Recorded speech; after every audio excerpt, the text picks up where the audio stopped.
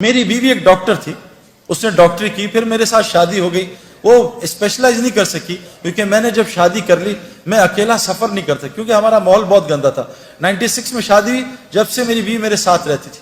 वो डॉक्टर बनी, आगे नहीं पढ़ सकी, लेकिन अब सब कुछ भूल गई है, सब कुछ भूल गई। लेकिन अल्लाह के फजल से मैं आपको क्या बताऊं, ना मेरी बीवी को महंगे कपड़े पहनने का शौक है, ना ज्वेलरी का शौक है, नहीं पहनती, ना कोई लच्छेदार चप्पलों का, ना गाड़ी का, किसी चीज का शौक नहीं है। उसको एक शौक है कि मैं जहां भी आप जाते हैं आपके साथ जाना चाहती हूं, और अगर मुझे किसी मुल्क में ले जाना है तो मुझे सऊदी अरब ले जाओ।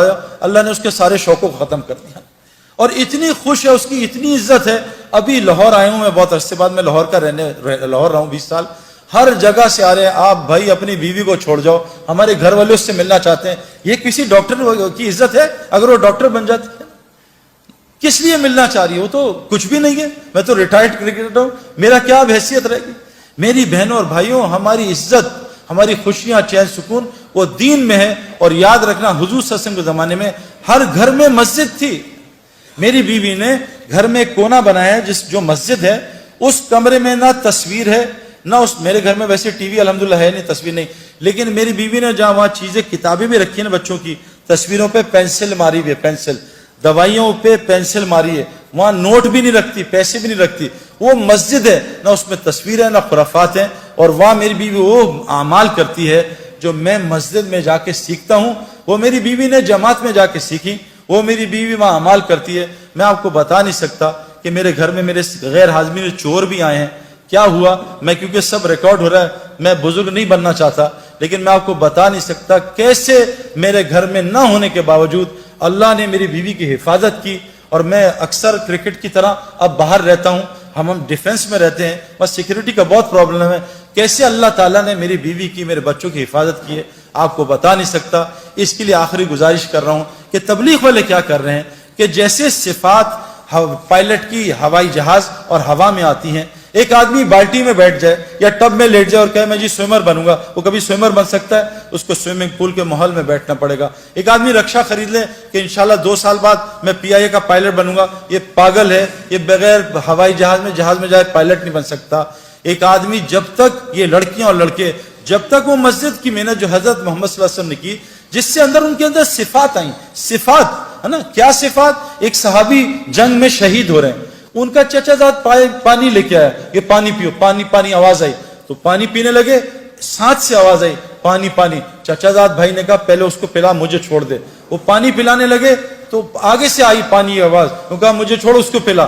फिर वो वहां से भाई की आवाज आई, तीनों सहाबी शहीद हो गए और पानी एक दूसरे को पिलाने का कर दिया। मेरे प्यारों, हमारे अंदर अंबिया वाली सिफात हैं, लेकिन मैं आपको सच बता रहा हूं, जब तक हम मस्जिद की उस मेहनत से नहीं गुजरेंगे जो हजरत मोहम्मद सल्लल्लाहु अलैहि वसल्लम लेके आए हैं, हमारे अंदर वो सिफात नहीं आ सकती। उन सिफात को लाने के लिए कहते हैं अपने घर में हमारी बहनें मस्जिद बनाएं और हम रोजाना मस्जिद को वक्त दें। मस्जिद में हजरत मोहम्मद सल्लल्लाहु अलैहि वसल्लम के 4 आमाल होते थे। हमारे क्रिकेट ग्राउंड में 3 आमाल होते थे, फील्डिंग प्रैक्टिस, नहीं 4 आमाल, fielding practice, bowling practice, batting practice और फिटनेस प्रैक्टिस। हजरत मोहम्मद सल्लल्लाहु अलैहि वसल्लम की मस्जिद में क्या होता था? एक ईमान का हल्का लगता था, ईमान बनाने की प्रैक्टिस। आप मुझे कसम खा के बताओ, झूठ ना बोलना, आप दोनों लड़के लड़कियां बैठे हो, बताओ मुझे कि इस साल आपने फरिश्तों का कितना तस्करा किया? किसने किया? मुझे कुरान से एक फरिश्तों का वाकया सुना के बताए, बताओ भी किसने किया? हम ईमान किस पे लाए? आमन तो बिल्ला, सारा दिन मखलूक की बात, इससे हुकूमत से ये होता है, फलां से ये होता है, फलां से। आमन तो बिल्ला, हम अल्लाह से होने को बोलते नहीं, ईमान कहां से बनेगा? एक 3 बच्चे थे शरारती, उनका दिल कहा कि हमको तिक्का शिक्का खाएं, क्योंकि हमारे पास तो पैसे नहीं। ये बड़े मियाँ है ना, ये इनको बुद्धू बनाएंगे, इनके पास बड़ा जबरदस्त बकरा है। तो अच्छा कैसे? तो बड़े बच्चे ने कहा मैं बताता हूँ। तो बड़ा बच्चा गया मशवरा करके अंकल के पास, अंकल कुत्ता बाहर वो बकरा बाहर लेके निकले। तो कहा अंकल कहाँ जा रहे हैं? सलाम किया, कहा बेटा ये बकरा चलाने जा रहा हूँ। कहा अंकल ये तो कुत्ता है। उनका कुत्ता? तू, तेरा बाप, तो कुत्ता तो ये नजर आ रहा है, तो बकरा है। तो कुत्ता बकरा चलता रहा आधा घंटे। खैर वो चला गया बच्चा, बड़ा उन्होंने बुरा भला बोला। अगला बच्चा है, उनका अंकल अस्सलाम वालेकुम साहब, खैरियत से हैं? कहा बेटा खैरियत से हूँ। कहा कहाँ जा रहे? कहा बेटा बकरा चलाने। उनका अंकल ये तो कुत्ता है। उनका कुत्ता तू होगा, तेरा फला, कुत्ता बकरा। वो चलती रही तकरार कुत्ते बकरे। वो तीसरा बच्चा है, अंकल अस्सलाम वालेकुम साहब, आप परेशान लग रहे हैं। कहा बेटा ये 2 पागल के बच्चे आए, मेरे बकरे कुत्ता कह रहे हैं। अंकल ये कुत्ता ही तो है। उन्होंने मारा, कुत्ता ही बकरा ही दे दिया। جب بار بار میں آپ میں سے کسی کو کہوں نا یار تم پیلے لگ رہے ہو، تم پیلے 5 منٹ میں 10 دفعہ کہوں گا آپ چھٹی دفعہ شیشہ یار پیلا تو کہیں نہیں ہو گیا، سعید بھائی پیلا کہہ رہے ہیں۔ یہ میرے پیارو اللہ بڑے ہیں، اللہ سے ہوتا ہے، اللہ ہی کرتے ہیں، یہ ساری کائنات کرنے میں اللہ کی محتاج ہے۔ حضرت ابراہیم علیہ السلام بچے پہ چھری چلا رہے ہیں، اللہ نہیں کاٹ رہے کہ ابراہیم جب تک اللہ کی مرضی نہیں ہوگی چھری نہیں کاٹ سکتی۔ نمرود ابراہیم علیہ السلام کو جلا رہا ہے، اللہ بتا رہے ہیں کہ جب تک اللہ نہیں چاہیں گے ابراہیم علیہ السلام کو آگ نہیں جلا سکتی۔ میرے پیارو جب تک ہم یہ روزانہ باتیں نہیں کریں گے آمنت باللہ کہ ساری کائنات اللہ کی محتاج ہے، اللہ بغیر ماں باپ کے بچہ پیدا کر سکتے ہیں، آدم علیہ السلام بغیر بچے کے عیسیٰ علیہ السلام کو پیدا کر سکتے ہیں، بغیر ماں کے اماں حوا کو پیدا کر سکتے ہیں، پہاڑی سے حاملہ اونٹنی نکال سکتے ہیں، اللہ کو اونٹنی کی ضرورت نہیں ہے، بغیر موسم کے حضرت مریم کو پھل کھلا سکتے ہیں، مچھلی کے پیٹ میں یونس علیہ السلام کو 40 دن زندہ رکھ سکتے ہیں۔ اے میرے دوستو، اے میری بہنوں بھائیوں، ہم کو یہ روزانہ سننا بولنا پڑے گا۔ یہ دیکھو جسم جو ہے نا، دیکھو جسم یہ آج اللہ کی اطاعت پہ کیوں نہیں آ رہا؟ حالانکہ اللہ قرآن میں کہہ رہے ہیں یہ اسلام فطری دین ہے، یہ تمہاری جسم اس فطرت پہ بنا ہے۔ آنکھ جیسی لڑکی دیکھے نظر نیچی ہو جائے، یہ فطرت ہے۔ آنکھ کا نابہم لڑکیوں کو دیکھنا فطرت کے خلاف ہے، اسی لیے تو دل بے چین ہوتا ہے۔ حرم میں گئے، حرم میں غلط پارکنگ کر دی اور حرم کی نماز پڑھی شیخ سدیس کے پیچھے، ایک مخلوق کا حکم توڑا، اب نماز میں بے چین ہے، یار گاڑی غلط پارک کر دی۔ ایک مخلوق کے حکم توڑنے سے حرم کی نماز میں دل بے چین ہے۔ میرے پیارو خالق کا تم حکم توڑ کے ہم چین آ جائے گا ہمیں؟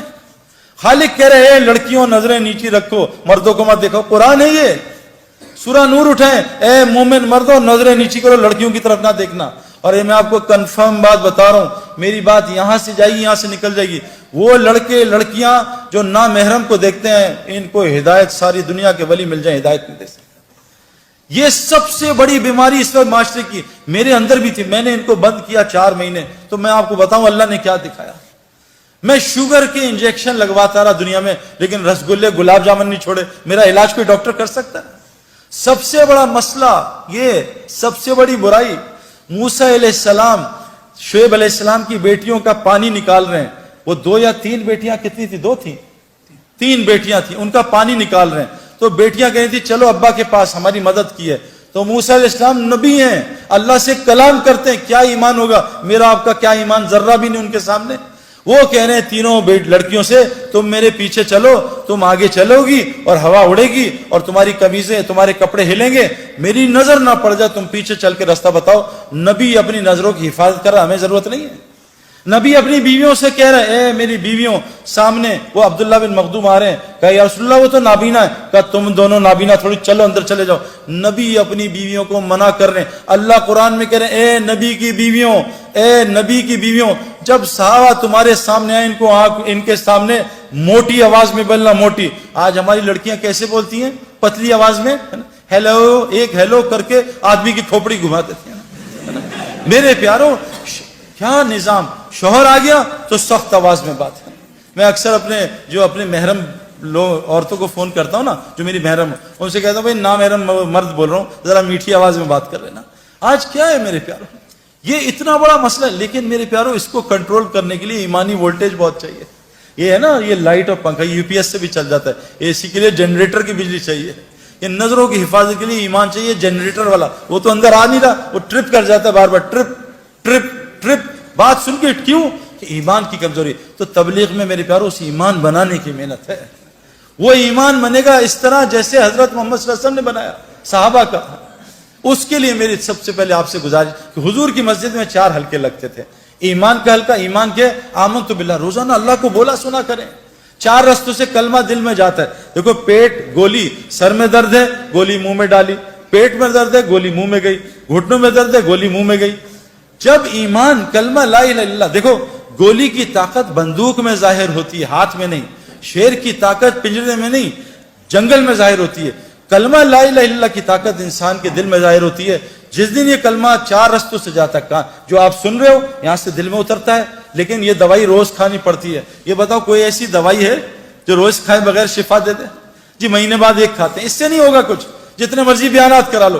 گولی کو روز کھانا ہے، روزانہ بلے پہ گیند مارنا، تب آدمی کھلاڑی بنتا ہے۔ تو تو یہ میرے پیارو لا الہ الا اللہ کی گولی کہ ساری مخلوق اللہ کی محتاج، اللہ اپنے کرنے میں کسی کا محتاج نہیں.